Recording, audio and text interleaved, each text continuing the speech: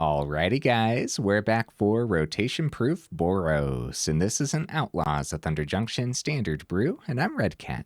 Let's briefly go over the deck, then hop right into some ranked. This is very much a generic Boros list, rocking all four Imodane's recruiters. And we get to see a lot of these cards all the time, so I'm not going to take too long to actually go over most of the list. Got a couple of Warleader's Call as well, and finishing up the 3-drop spot, we have a couple of Sanguine Evangelist. On the top end of the build, we have all four Knight-Errant of Eos, keeping our hand nice and stocked up. Our removal of choice for the deck list is actually going to be all four Case of the Gateway Express. Beautiful, really easy to solve in a build like this. Once it is solved, creatures you control get that +1/+0, which happens to be very powerful when you are easily going wide with something like this. Easily going wide with creatures like Resolute Reinforcements and cards like Gleeful Demolition. A big thing we're missing from Boros after rotation is actually the Voldaren Epicure's Blood token.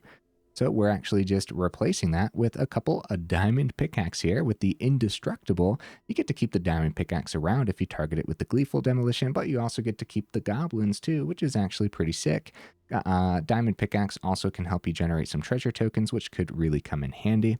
Also, just being an artifact equipment helps you tap for the Warden's ability as well. Of course, Warden of the Inner Sky making the cut as a 4, very powerful card. Still got all 4 Novice Inspectors for the clues, of course. And then a couple of Yotian Frontliners too. Happens to be another artifact that we wouldn't mind targeting with the Gleeful Demolition. We do have other ways to go wide in here that we don't get to see too often in Boros, which is actually this Baird, Baird, Argivian Recruiter. This is a 2-mana 2/2 legendary creature.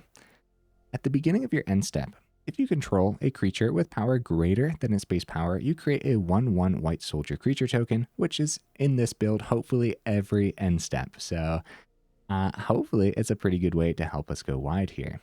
Over in the mana base, guys, opting for the fast land with all 4 Battlefield Forge. We got all 4 Inspiring Vantage.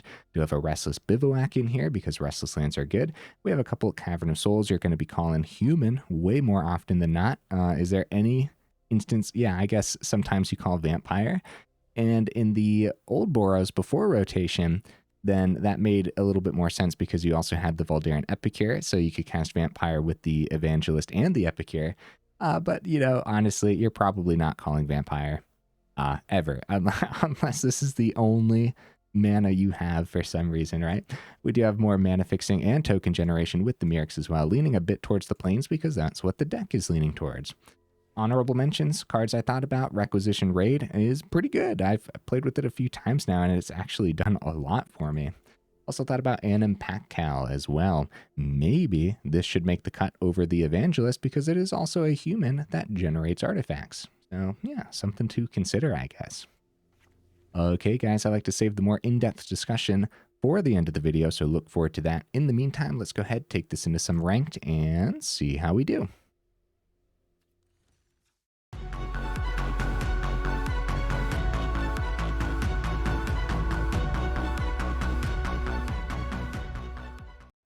All right, we'll see if we can get right into that first game. In the meantime, what am I expecting from the list? I think it's going to be good, man. It's just like Boros. Like, we're barely losing anything from Boros, you know what I mean? So I think it's going to be really good. We go first. Good hand. Really good hand. Wow. What do I start with? Pickaxe? That makes sense to me.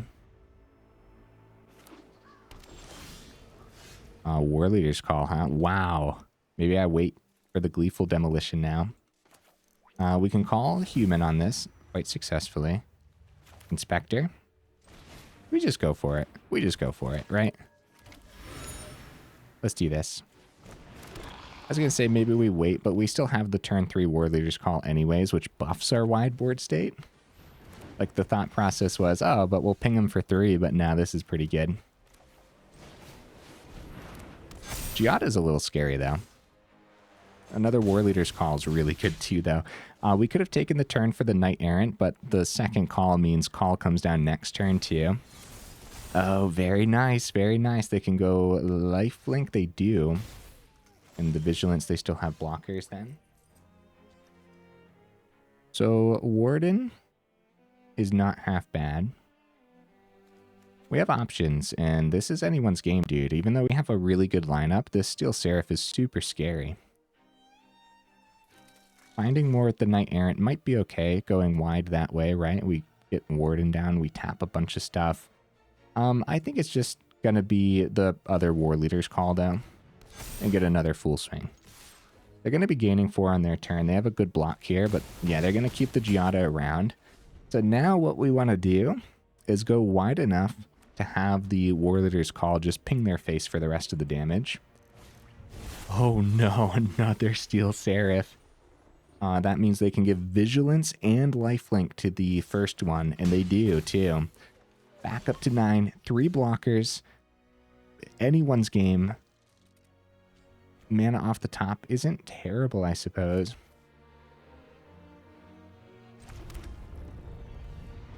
We have the pickaxe we want to consider. Ping him for 2. Knight-Errant, we're going to tap down all of the creatures for Knight-Errant here. Because we don't have a great swing. And we'd much rather just see more creatures to play for their last 2 mana. So ping them for 2. Wow, we have some decisions here. We could play 2 1-drops or the... I mean, I guess we grab this, though. Play this, because we're going to get the... We're going to get the 1/1 at the end. And it's probably the Frontliner then? Right? I think so. We'll get this down. That was close, dude. Wait a minute. We could die next turn, dude. We do die next turn. No, we don't. No, we don't. Okay. Whew. I don't... Well, I guess technically we could. I guess we could. All right.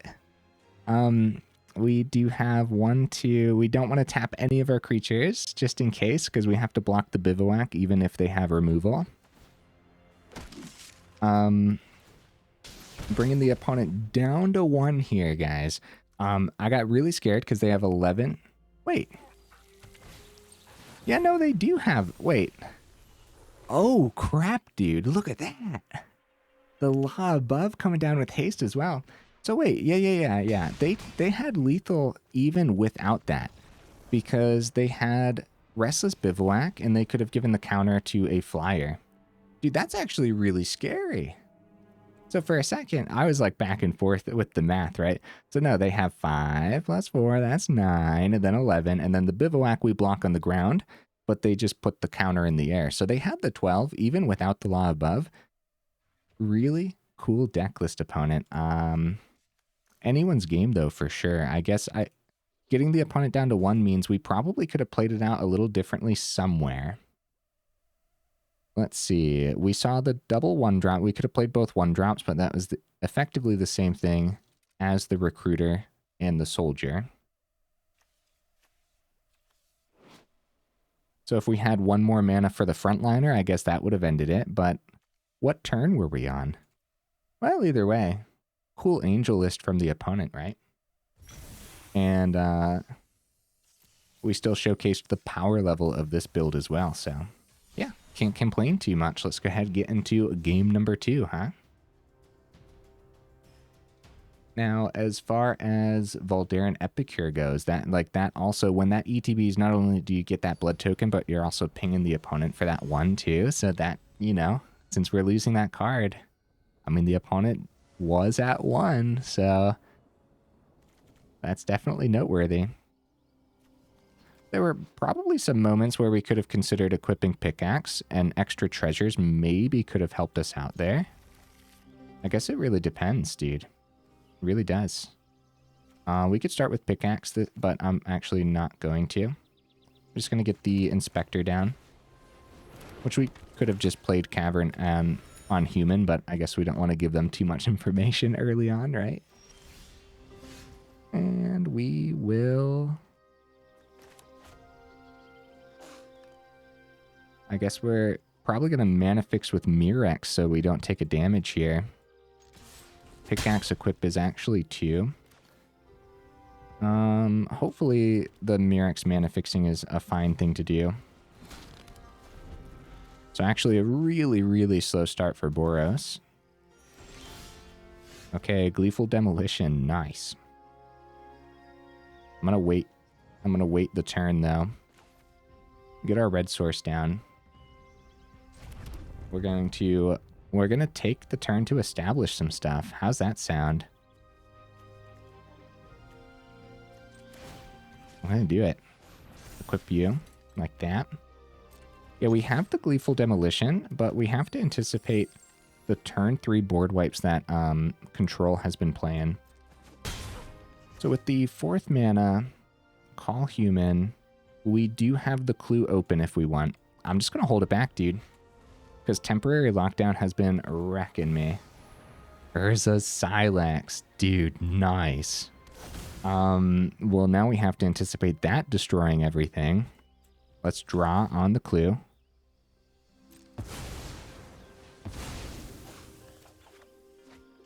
Battlefield Forge. We'll call Human. On you. I mean, this is going to wipe everything. But we could probably still go for a really good swing this turn, right? Right? Is that what we want to do? Maybe we just play it safe again? Because this is indestructible too. Destroy all other permanents. So Pickaxe gets to stick around. We reestablish with Gleeful Demolition. We take the turn with Warden and Knight-Errant. We're still a little bit of an issue, but we restock with Gleeful. Okay, here's what we're going to do. We're going to swing. Get that treasure. That's 2 through. Maybe grab a 1-drop. See what we see. Nice. Warden, Inspector. I'm going to grab Warden and Yotian Frontliner. That's good stuff. Because we want to restock before the board wipe, and then they don't know that we have the Gleeful Demolition, and the Pickaxe survives the destruction. So, oh, tapped land. Wow. Oh, they go for draw on their turn. We have a free turn here, guys. They're at 17. What can we do? So we want to... I'll get the other red source down here. First of all, Gleeful Demolition. We're just going for it, dude. I'm not even going to take the time to count. We could also pop the Silex, but what's the fun in that, right? Yeah, I'm not even gonna take the time here to count how much damage is going through, because this is just so much damage. Also, treasure token. It's lethal. All right, good, good. Math is for blockers, and there were no blockers. Good stuff, man. Boros being Boros. Very, very brutal stuff. As soon as they gave us that free turn, that was huge for us. All right. Yeah. Looking good, man. Boros isn't going anywhere. I'm sure the next set will bring some more goodies to try out in these Boros lists as well. Let's keep the ball rolling. Yeah, if we wanted to, I mean, that was just like so much damage. I probably should have counted to make sure, right? But it was just like so much that I would have been more shocked if we didn't have lethal that turn.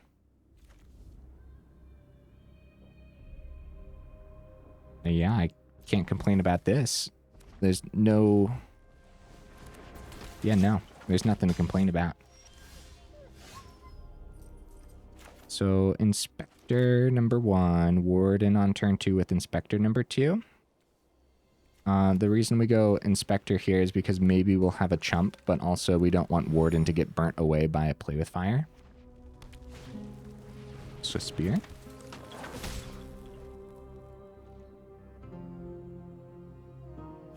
I'll take that chump while we have it.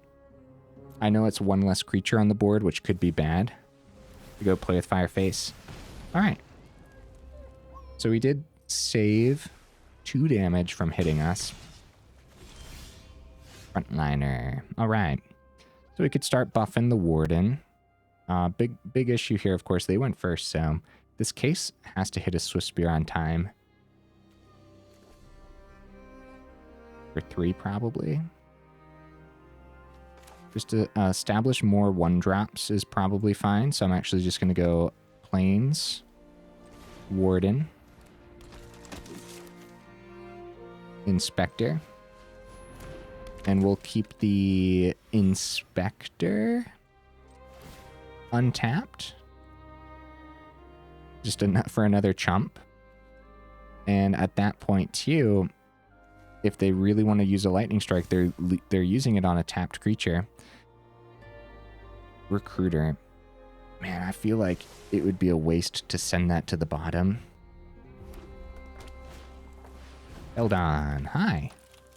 I'll take the block again. I guess it could be the exact same play as last turn, but it's going to be 2 damage we're not taking. And I think that's very important right now, unfortunately. It's going to be monstrous rage. All right. I think the block was still worth it. Because, yeah, it was 2 that we weren't taking because luckily Inspector has 2 toughness.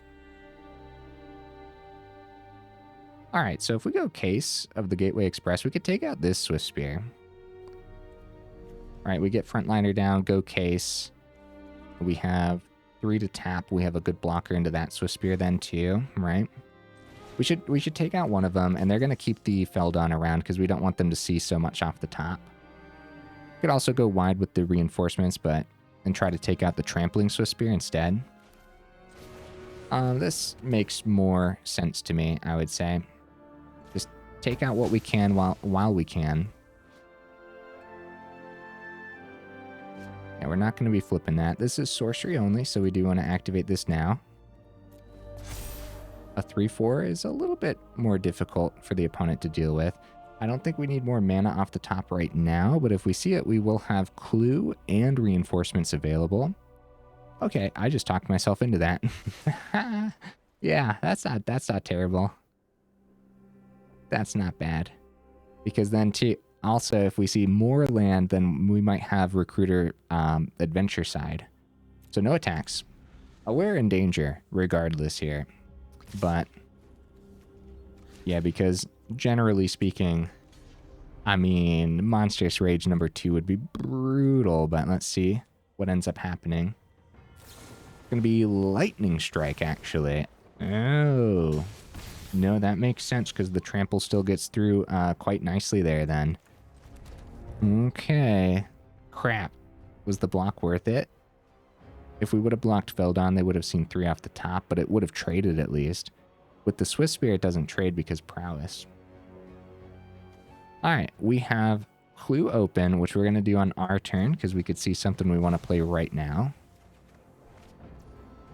It is going to be mana, so we will have the 5 for the Recruiter's Adventure side, but we're going to keep Reinforcements. We got to keep all the blockers back. We're in danger, bro. This is heavily leaning towards the opponent, and we're probably dead this turn, even if we do get these chump blockers down. I probably could have played this one out a little bit better, especially with that Trampling Swift Spear. Maybe we should have prioritized somehow finding a way to take out the Swift Spear. Maybe I did too many blocks at the beginning as well. Regardless, we are going to be forced to block. I'd like to trade into the Feldon, and if we die, we die type of thing. To the Swift Spear. I mean, that's fine. We're probably going to die anyways. So we're going to risk it with a block take 1. No, we're just going to double block the Feldon to get rid of it. And then just die that way, right? That's fine. Let's see what happens. I guess risking it this way and keeping a creature around. So it's going to be play with fire to our face anyways. But even if we did more proper blocks, the trample was still going to get them there regardless. So keeping the Case for the trample, we needed a way to get the 3rd creature on the board first. So we would have waited 1 extra turn with their extra Swift Spear. I mean, mono red. Yeah, no, I guess, yeah, hitting the Swift Spear with the trample would have been much, much better there. Because that trample really ended up devastating us and doing a lot of extra damage. So that's what we wanted to do. We wanted to find a way to actually get the 3rd creature on the board to try to deal with that. But at any point too, while we were setting that up, if the opponent ended up keeping open extra red mana, then they could go like play with fire on the stack and stuff, and then the prowess gets around it regardless. We go first, 1 mana in hand. Is this keepable? Let's do it, dude. Let's try it. Oh dear. I mean, mana off the top, and all of a sudden it's a decent hand. Okay, Golgari. Oh, Rubble Belt Maverick. See that, Surveil. Oh, okay, interesting. Very interesting. Frontliner isn't bad, but we're just going to go wide for the turn. Yeah, Frontliner is something we can play, but we want to go wide for solving the case next turn if we see mana. This is probably a mulligan hand, let's be real. I'm just crazy, man. We gotta try some of these, right? Push the deck to its absolute limits. See what's actually capable of keeping. Nice, they take the turn for Insidious Roots, which happens to be pretty good for us. We do find mana, but it's the only tapped land in the deck. Oh no, luckily we saw that Frontliner last turn too. They definitely trade into one of these. Because they don't mind this being in the grave. So, gonna hit the grave regardless. I'd rather it not trade and just keep going wide for now. That's pretty funny, man, because yeah, their little 1/1 held back our swing. That means 2 damage wasn't getting to their face. But Maverick in the grave, it's just a really good trade for the opponent. Now that Roots is on the board too. It's going to eventually hit the grave with a block somewhere. But I want it to be a little bit better. Oh my goodness. Okay. Ichor Drinker is another one that works well with Roots.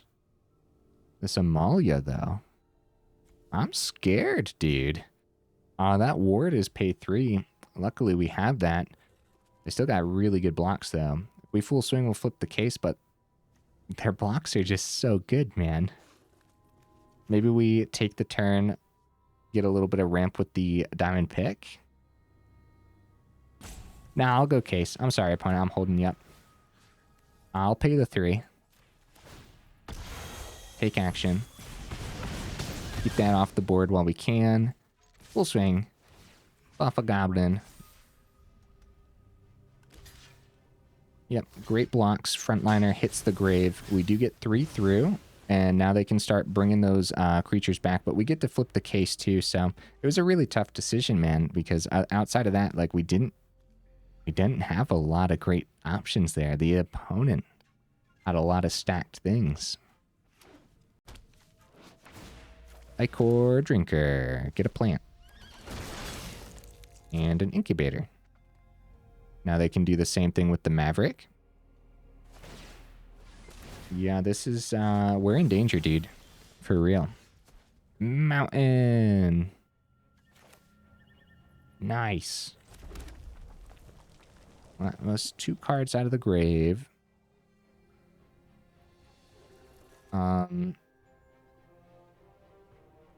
Baird Beard is not a bad play, as we do get 2 creatures with it, but everything else here is pretty good too.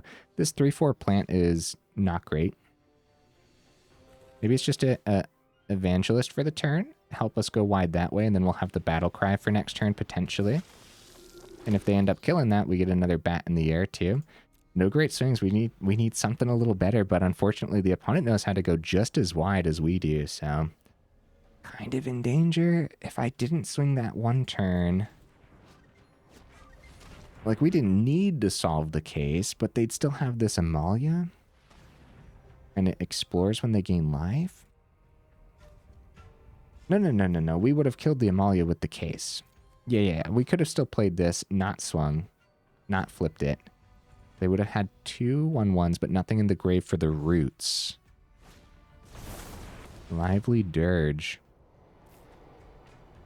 Oh. Interesting. Did they fool? Oh. My goodness. We're in danger. Luckily, it's just 1 plant for their 2 creatures. Explore. They're going to send the other Amalia. This is sick, opponent. Nice. Seed of Hope as well. Another plant. More counters. No. Wait. Okay. There it is. I was like, wait a minute. What's going on? Is it a once per turn thing? But no. Yeah, we know that they're more than capable of popping off. Well, crap. Dude, the recruiter's pretty good. We have a full swing. We're probably going to die next turn, though. We do that. We do have a pretty decent full swing, though, because of the battle cry and everything, too. Knight-Errant could help us stock up, but, dude, I am terrified. They have this Ichor Drinker for next turn as well. We're just going to go for the swing. I think we're going to die. So, fun swings. Let's do it. Fun swings is the way to go. Yeah, they have great blocks here. The Lively Dirge was not something I was anticipating at all. Very, very cool. Search your library for a card, put it into your graveyard, then shuffle, and they full paid. So they returned 2 creature cards with total mana value 4 or less from your graveyard to the battlefield. So that, what is that? They spent 5 mana to do an insane amount of things because Insidious Roots being on this board was so good. Look at this, guys. We lost most of our things and barely scratched the surface. Opponent, very, very cool Insidious Roots build, man. Yeah, instead of just going Golgari, this is sick, dude. Holy cow, I'm terrified. Now, I mean, if they didn't see the Insidious Roots, this would have been a different game, but obviously this is the build around, so all 4 of them are in here for sure. With all these extra creatures hitting the board, the extra life gain with the Elisil Core is crazy business, man. Case of the Uneaten Feast over here, also gaining them life too. Look at this Amalia. It's a 10-10 right now because of all the exploring. So if we would have taken the turn to set up with like Knight-Errant, for example, we probably would have died. I mean, wait a minute. I mean, we're dead right now. What am I saying? We're super duper dead. Haywire Might, interesting inclusion as well. They take care of the case, easy peasy. And then that creature death also had us lose one. We have the chump, but it doesn't matter. Good game, opponent. Wow. Holy cow. That was cool stuff, man. You gotta admit that. All right, 25% win rate. That's not right. Let's keep going. I think we can easily get more victories with this deck list. I mean, realistically, dude, it's just like, it's the Boros we've been seeing. The Boros that's been running everything over, but without Voldaren Epicure. And the card can't be that important, right? I guess, what else is Boros losing? Can't think of anything right now. Let me know in the comments for sure. But also, like, we're still showcasing power, but the opponents are showcasing a little bit more power, right? I also could be a little bit more cautious about my mulligans. That's definitely something to consider. Like this, for example, right? Like the opponent goes first. This is a pretty slow hand with no artifacts to hit with the Gleeful Demolition, no way to buff the Baird. This is a slow hand. But we can't send it because we have... I don't know. It's a slow hand, but is it a mulligan? Ah! Monastery Swiftspear. No! Get out of here. Case. All right. That's good. The Vantage down. Yeah, like we had 3 mana. All the mana fixing we needed for the whole game, right? With creatures to play and a whole bunch of stuff to draw into. Okay, Mirrex. I'll call human on the Cavern for fun. We have the white source for the Evangelist when it comes time. Okay. Human. Here's my Baird. Hopefully it doesn't get burnt away right away. But Evangelist comes down next turn. And then we're talking, you know? We don't need any more mana off the top. Ancestral Anger.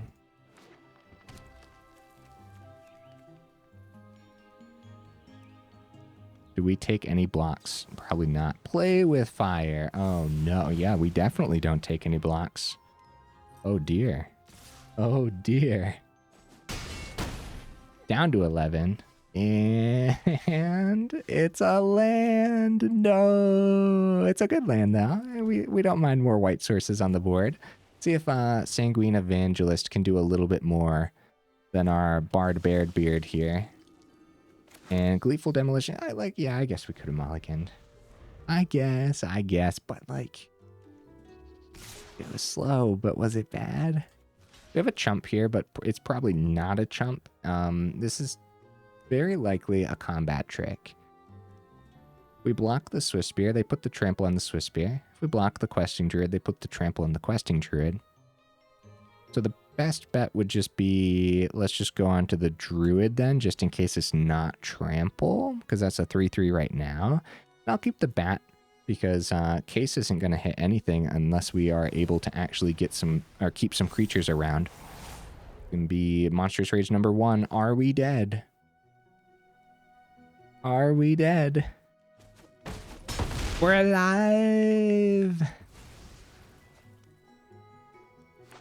Yes, 2 bats on the board, and wow, Questing Druid looking like a beast right now, huh? 4th mana comes down. I guess Mirrex could have generated an artifact.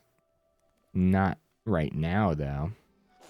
Since we're dead next turn, in case can't hit the Questing Druid that's trampling, we might as well play the Mirrex for the mana fixing, even though we don't need it. And then we go... Case. Pick up the Swift Spear. I guess it could have been Knight-Errant. Because now we don't have the Knight-Errant play, or any play for that matter. But we're kind of dead regardless, right? We play the 4th. Knight-Errant, tap our 2 bats. They get to keep the Swift Spear. We're at 3. But then we get to try to find more. 1, 2, 3, 4, 5. We get to find a 1-drop to potentially play. Well, good game, opponent. Oh, buddy. Our poor little Boros list. Never thought I'd say that. 20% total deck win rate. Guys. All right, hear me out. We can get there. We're going to go one more. We could totally get there, dude. If this goes below a 20% win rate, I'll be shocked. And I don't know if we want to blame the deck necessarily, too. I am potentially keeping very risky hands. But there's sometimes you see a hand and you're like, oh, that's just a little slow. We'll ditch it. And then it gets so much worse. Come on, guys. Come on. I believe in the deck list. I believe. Ah, what is this? What is this? No, what's happening? You go first. We have 2 plays. We mulligan. We could see, look, dude, we see mana off the top and it's a red source. This is an amazing hand.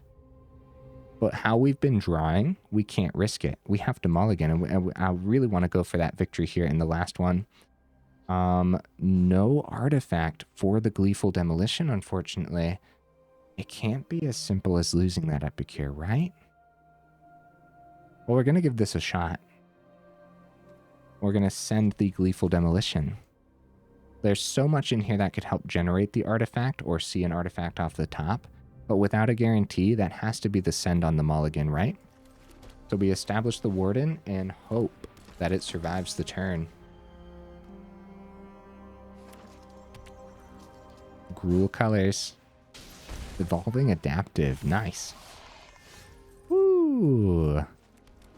Do this on our turn because Warden is sorcery. Tap it all, tap it all. Good draw. Cavern on top. Come on, guys. I believe in the deck list. I can totally bring this up. With Adaptive and Gruul colors, I wonder what this is. Beldon. Wow.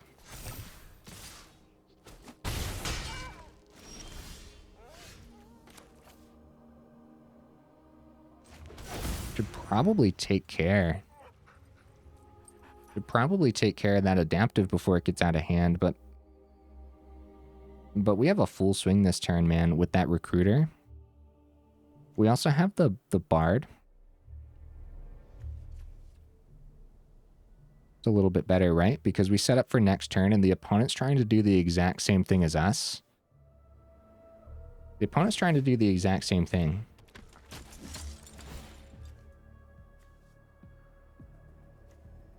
We try to get the Warden above burn. Second recruiter. We might need that. We might need to swing twice.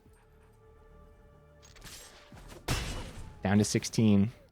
Got a 1-1. Nice and wide. We have 2 turns in a row of recruiter. We need great swings here, man. Breaches blocks so well. They do swing for 5. Could go down to 11, or we do have a good block here into the adaptive. We're going to go no blocks for the turn and hope that that is okay. We do have case for the turn if we want to take out the breaches, which could be really good. But this is an extra 5 damage. Breaches hits pretty much everything. But we're going to keep some blockers back. You. We'll have 2 blockers back. Breaches picks up that, and we get 10 through. And hopefully our blockers are going to be enough. Yeah, we don't want to lose the Argivian recruiter here because he's generating an extra 1 for us here at the end. We're probably going to need the extra chump blocker because breaches takes 1 out of combat. And being at 11, this could easily be the opponent's. And at that point, we have to start thinking, was there a different order to play things? A safer way to get through? Hard-hitting question. That's 1 out of the equation. Now they can full swing, take the other 1-1 out of the equation. Cunning Coyote does not buff the adaptive. Oh, thank goodness. But it does give a 1-1 there. It's game, guys. That's 11. That's 11 on the board. No, opponent GG, dude. Holy cow. 16% deck win rate. Guys. Hey, it's not 0. Okay, all right. Was there a safer way? Of course, right? We could have kept a couple extra blockers back, full swung last turn, and then waited for, we would have had more blockers here, and then we would have had the second play on the recruiter and potentially won. A lot of this today was probably my fault, guys. I apologize. I appear to not be playing Magic very well. So don't blame the deck there, although we do have to talk about the deck list a little bit. We got 11 days left for the Mastery Tree. I'll spend that after that. I won't bore you guys with it. Rotation-proof Boros. This poor deck list, guys. Holy cow. We got run over in a lot of those games, dude. Boros is supposed to be the one running over, right? A few things. We struggled with artifacts. Frontliner. Inspector. Diamond Pickaxe. That makes sense that we struggled with artifacts, right? Mirrex. Is that it? I think that's it. We struggled with artifacts for the Gleeful Demolition. Don't forget this can hit the opponent's artifacts too, and there are a lot of moments. There are a lot of moments where the opponent has a strong enough artifact to say that is worthwhile. So from struggling with the artifacts, we do have to consider going up more. So Novice Inspector is actually just a huge one. Like just getting that clue, of course, that clue is what pairs with that. When we look at Boros right now, I brought this up a lot in the video. Voldaren Epicure.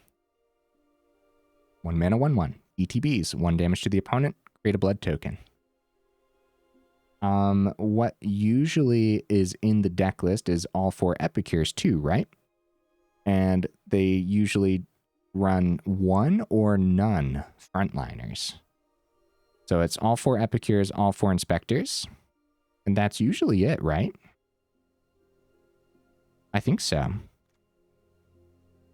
Sanguine Evangelist did not do as much today as I would have wanted. And you know what did do a lot? I really liked the Diamond Pickaxe, but going up a 3rd Diamond Pickaxe doesn't seem that great either.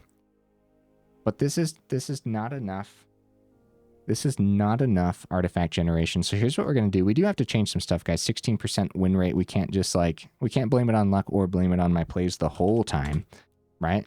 So let's get a get lost in here. We go down a case, we go up a get lost. Now we have an option. We have better removal. Hitting enchantments is huge. Now we can hit anything even if like we don't have enough creatures on the board too. But then, in the very rare instance, you might target one of your own things to generate a couple map tokens, pop a map token with a Gleeful Demolition, get 3 things. I think that's okay. I think we also need to go down the poor Argivian Recruiter. Seemed a little bit slow for what we were doing today. And now we want to consider one more thing that gives us more artifacts, because like going wide with the Gleeful Demolition is a big part of what this deck is trying to do. Also, that one time where we saw the land and it happened to be a tapped land too, that was brutal, man, because this is the only land that we could have saw that was tapped. Was that the only game we won? Wait, I'm getting my games confused. That was so many losses, bro. I don't even know. I don't even know what was going on. We have space for one more though. See, we're doing a little bit of rearranging, but does the deck even need rearranged? That's the question. I'm not really sure. I think we're just gonna drop an Evangelist and go up a couple more pickaxes. That's too greedy though, right? Maybe it's Frontliner. Because if you go, okay. So hear me out. Frontliner works really well with the Argivian Recruiter, because it also, like, if we have nothing else buffing our board state, then that's doing the thing for us, right? Oh, this is tough, dude. This is tough because, like, it did so bad, but, like, we know what Boros looks like. So, you know, it didn't do as much as I would have hoped to, Knight-Errant. And you know what would have been awesome in most of those games? More Warleader's Call. Wow, we really changed this one up, huh? How's that looking? So now we have more artifacts that we don't mind popping with the Gleeful Demolition. So there's our artifact generation, and then Get Lost can kind of be considered it too, as well as the Mirrex as well. We have less top end, but I think 3's fine. We have more Warleader's Call and less Evangelist. And I think the Get Lost is actually going to go a long way as well. How do you guys feel about that? Wait, I don't like how I rearranged everything. Rotation-proof Boros. Does this look a little bit better? I think just having more creatures that we can play out there too, and maybe not get punished with the Battlefield Forge as well. Those were really brutal matches, man. The rotation-proof lists that I've been putting together have been having a really, really hard time, and it can't be as simple as just like losing those 4 sets, can it? Really? Like, can it really be that simple? I'm not really sure. Maybe I'm just not playing them out well enough, or maybe I'm being too hard on myself too. Guys, let me know in the comments for sure. What would you add or take out? Does the deck list look a little better now that we rearranged it? I think so. I like this. Just based on all those games, I think that this will perform a little bit better. Based on all those games, I think anything would perform a little bit better. Literally anything. I think we could have kept the deck list exactly the same and played another 6 games and maybe like won 6 games in a row. You know what I mean? Like that's kind of the vibes I was getting in those matches. But yeah, you guys will have to let me know in the comments for sure. Guys, while you're down there, make sure you check out that description where we got that Discord link as well as that Patreon link too. If you're interested in supporting the channel that way, that Patreon really does go the extra mile. So thank you to all my beautiful patrons. Made it this far into the video as well. For real, y'all are champions. Sticking through those incredibly difficult losses. Oh man, hey, yeah, no, thanks for being here. All right, anything else to say about the list before I quit rambling? We could also like consider a different version of Boros that doesn't run Gleeful Demolition, but like 3 goblins is so valuable it's not even funny. And usually you'll get your Inspector and stuff. Now most of our top end, we have 10 cards on the top end here that are an artifact or generate an artifact. I think that's going to be much, much better for what we saw today. Okay, guys, enough rambling, huh? I'll see you in the next video.